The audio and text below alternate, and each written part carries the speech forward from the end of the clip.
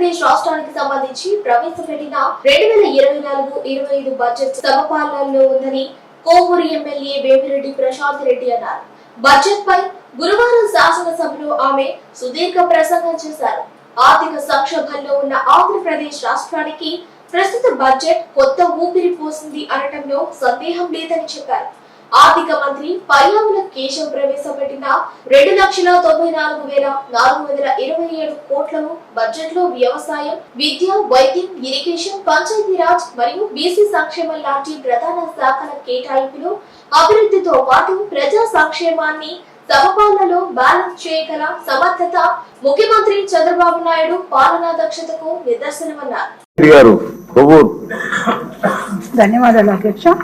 కూటమి ప్రభుత్వం ఆధ్వర్యంలో తొలిసారి ప్రవేశపెట్టిన 2024-25 బడ్జెట్ పై సభలో నాకు మాట్లాడే అవకాశం కల్పించిన గౌరవనీయులు స్పీకర్ అయ్యన్న పాత్రుడు గారికి ప్రత్యేక కృతజ్ఞతలు తెలుపుకుంటున్నాను. నా మీద నమ్మకంతో నన్ను టీటీడీ బోర్డు మెంబర్ గా చేసి తద్వారా స్వామివారి సేవకు పంపిన సీఎం చంద్రబాబు నాయుడు గారికి, లోకేష్ బాబు గారికి ప్రత్యేక కృతజ్ఞతలు తెలియజేస్తున్నాను.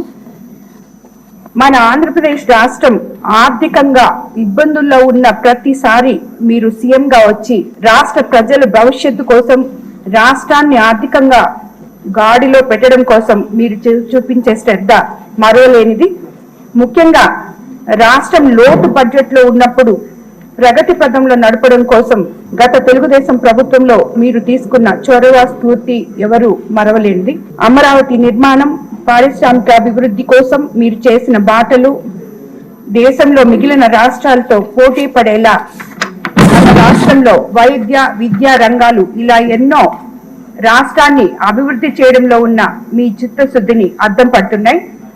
ఆర్థిక సంక్షోభంలో ఉన్న ఆంధ్రప్రదేశ్ రాష్ట్రానికి ప్రస్తుత బడ్జెట్ కొత్త ఊపిరి పోసింది అనడంలో ఎటువంటి సందేహము లేదు.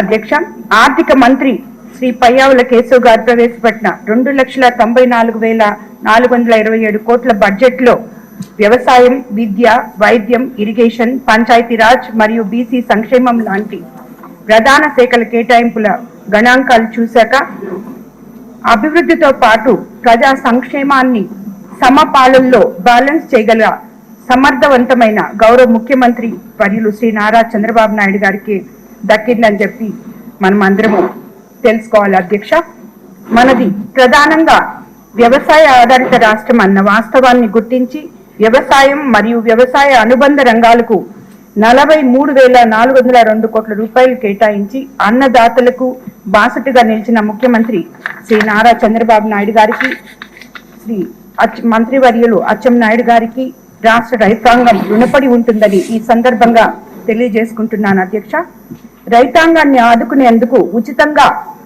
భూసార పరీక్షలు, విత్తనాలపై సబ్సిడీపై ఎరువుల సరఫరా లాంటి ప్రోత్సాహకాలు అందిస్తున్న రైతు పక్షపాత విధానాలను స్వాగతిస్తున్నాను. అధ్యక్ష, ఆర్గానిక్ వ్యవసాయ ఉత్పత్తులకు అంతర్జాతీయ స్థాయిలో డిమాండ్ ఉన్న నేపథ్యంలో ప్రకృతి వ్యవసాయానికి కేటాయించిన 422.96 కోట్లను పెంచే దిశగా చర్యలు తీసుకోవాల్సిందిగా మనవి చేస్తున్నాను. అధ్యక్ష, ప్రకృతి వ్యవసాయ విధానాలపై రైతులకు అవగాహన పెంచేందుకై సాగునీటి సదుపాయాలు పుష్కలంగా ఉన్న నా నియోజకవర్గం కోవూరు నియోజకవర్గంలో ఒక గ్రామాన్ని పైలట్ ప్రాజెక్ట్ గా ఎంపిక చేయవలసిందిగా కోరుతున్నాను. అధ్యక్ష, బడ్జెట్ లో సాగునీటి రంగానికి 16,000 కోట్లు కేటాయించారు. అధ్యక్ష, ఈ సందర్భంగా మా కోవూరు నియోజకవర్గం పరిధిలో సుమారు 1,50,000 ఎకరాలకు సాగునీరు అందించే కనిగర్ రిజర్వాయర్ ను పటిష్టపరిచేందుకు ప్రభుత్వం చర్యలు తీసుకోవాలని,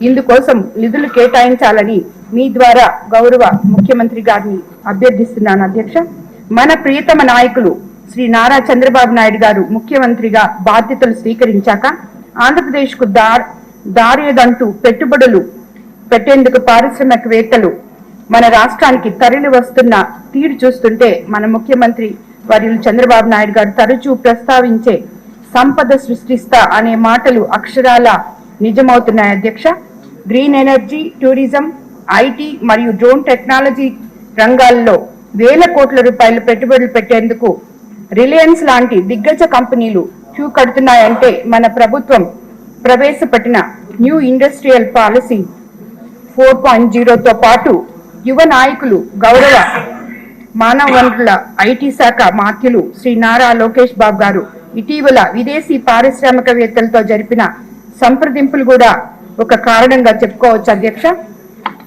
ఓవైపు నేషనల్ హైవే, మరోవైపు రైల్వే ట్రాక్ తో పాటు కేవలం 25 కిలోమీటర్ల దూరంలో అంతర్జాతీయ ఎగుమతులు దిగుమతులకు అనువైన పోర్టు సౌకర్యం ఉన్న కోవూరు నియోజకవర్గ పరిధిలో 2700 ఎకరాల విస్తీర్ణంలో ఉన్న ఇఫ్కో కిసాన్ సెజ్ లో పరిశ్రమలు పెట్టేలా పారిశ్రామికవేత్తలను ఒప్పించేలా చొరవ చూపాల్సిందిగా మీ ద్వారా గౌరవ ముఖ్యమంత్రి గారికి మనవి చేసుకుంటున్నాను అధ్యక్ష.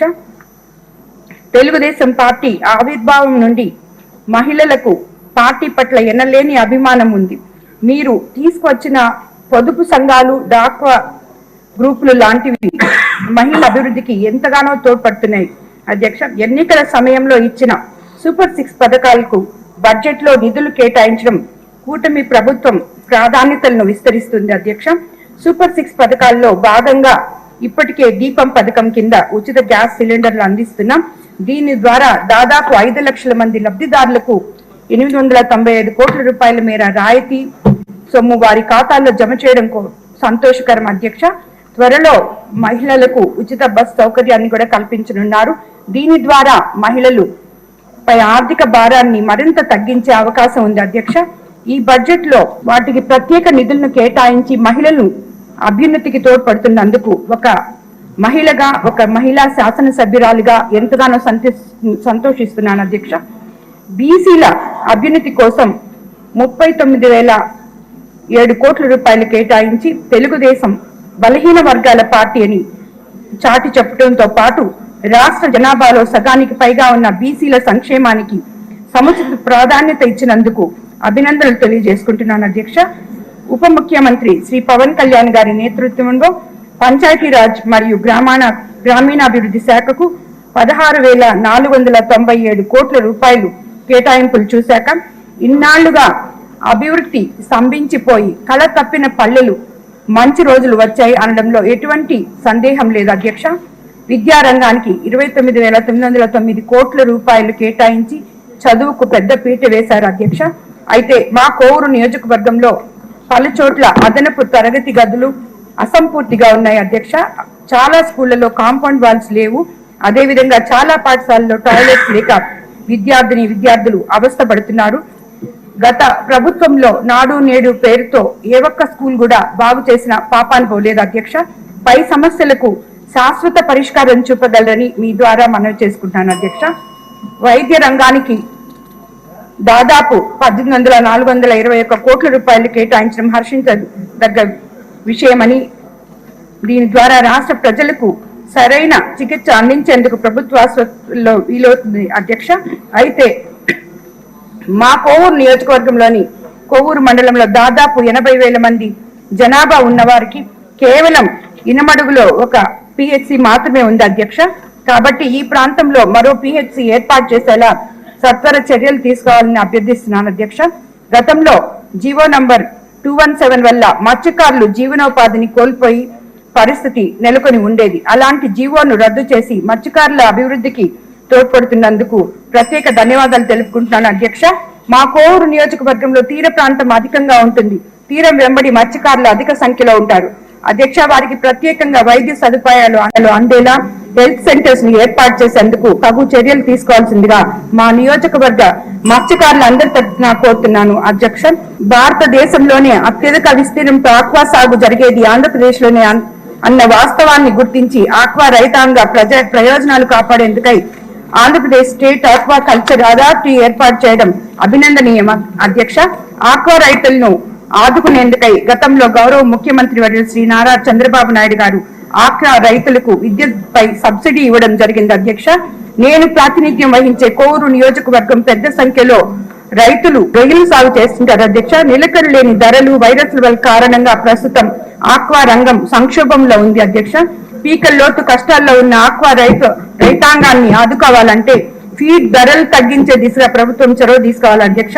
ఆక్వా ఫీడ్ తయారీలో ప్రధాన ముడి సరుకైన సోయా కొనుగోలులో ప్రభుత్వం సబ్సిడీ ఇస్తే మ్యానుఫ్యాక్చరింగ్ కాస్ట్ తగ్గుతుంది అధ్యక్ష.